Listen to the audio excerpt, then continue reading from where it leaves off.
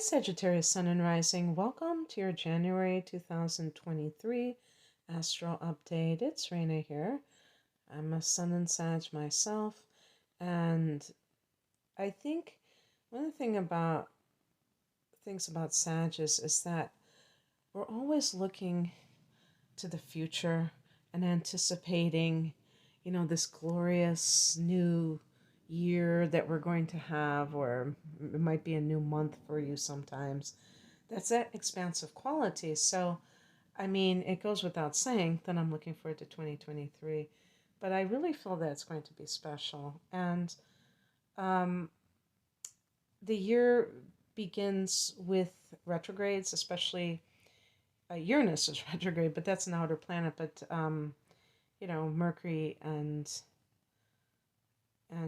Mars. So because of that, I feel like the new year is going to really start around the new moon in Aquarius on the 21st.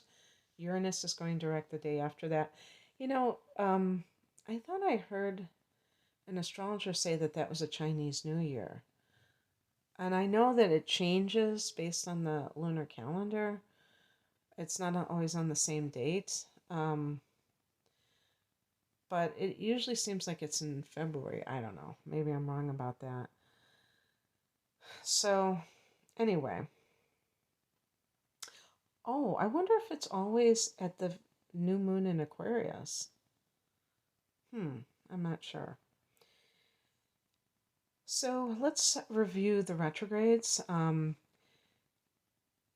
Mercury is retrograding in Capricorn since the end of December, and it's going to start the month at 23 degrees of Capricorn. Now, this is going to be your second house of earned income. And when Mercury goes retrograde there, you may find that there is some kind of thing with money that you have to get sorted out. And it can even be something like if you have payment methods, if you have your own business and you have payment methods, and that somehow goes haywire. Anything that has to do with technology, you can rest assured that Mercury retrograde will have its way with it. But anyway, if anything happens along those lines, just know that Mercury is going direct January 18th. Mars is retrograding in the opposite sign for Sag, which is Gemini, and it goes direct. Yay! So we have some forward movement. Let's start at the beginning. On the 6th, we have a full moon at 16 degrees of Cancer. And Cancer is the 8th house for Sag. Wow, this is a very intense place to have a full moon. And the first word that came into my mind was, or the first phrase was making a determination or making a decision. So I don't know what that would mean specifically, because the 8th house is the house of doing that shadow work, and it's about the secrets of the universe. So making a decision, I don't know what I meant by that. I mean, why I said that, but I'm trying to honor thoughts that come into my head, because I have the moon in Virgo, so I always am analyzing, okay, now what did that mean? And then I just don't share it, and who knows, maybe it means something to someone.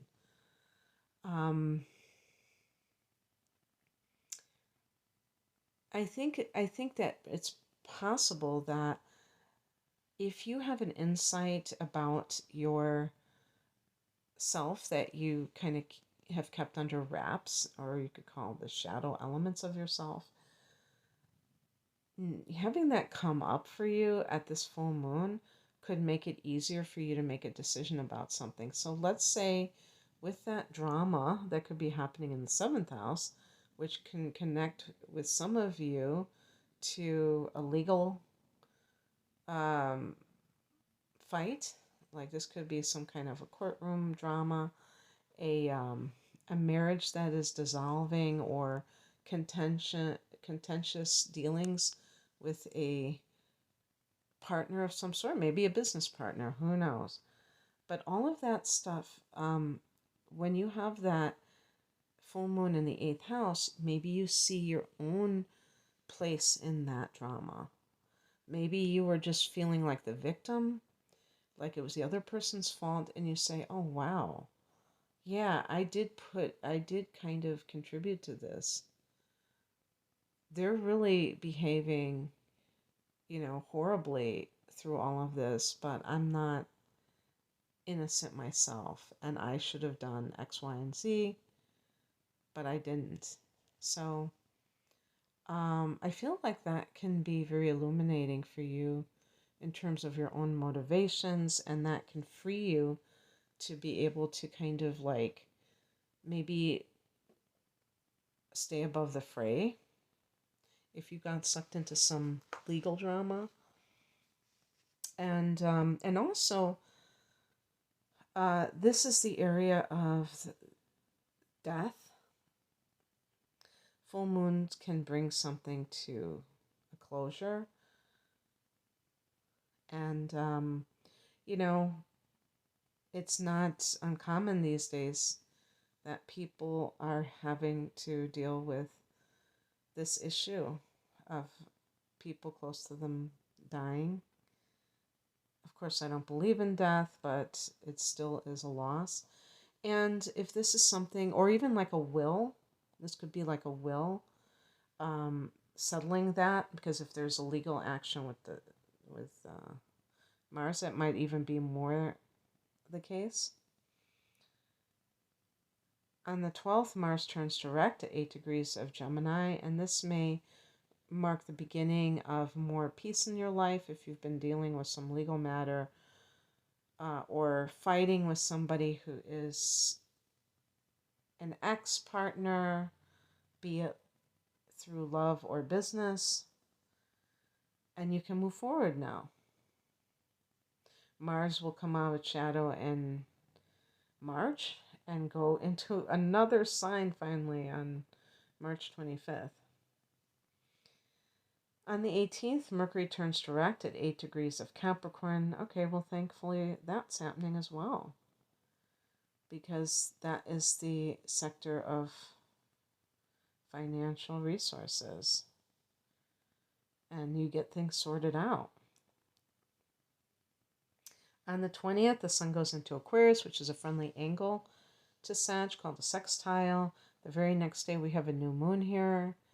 1 degree, of Aquarius. So while there are some that this will actually be in your third house of communication, teaching, learning, siblings, maybe if you've had some kind of will situation issue, you can forge a new relationship with siblings, based on newfound respect, understanding of boundaries, so on and so forth. But for a lot of you, this is probably going to fall in your second house of earned income. So, maybe there's some kind of thing. Mercury turning direct in that area, and also ushering in new money for you, or potential for new money. On the 22nd, Uranus turns direct at 14 degrees 56 minutes of Taurus. And for Sag, that's a 6th house of work or service to others, we would call it, health. So, Uranus being retrograde, although it's not a personal planet, when it goes into a house, it has more of a personal effect. And, when it's direct, it can be very innovative, trying new things, disrupting old routines. Like, the 6th house can be about your daily routine. Uranus transing through this house can make you disrupt that routine. Change it up, like maybe big time. And there's nothing wrong with that. But it still can be a routine. When Uranus is retrograding, maybe for the last few months, you've been like kind of totally chaotic with your routine. especially if you work from home, this is crucial. If you're someone who is punching a clock, working 9 to 5, whatever, you're kind of kept to a routine based on your boundaries, work boundaries. But for a lot of us, we are relying on ourselves to do those things, and it's not always easy.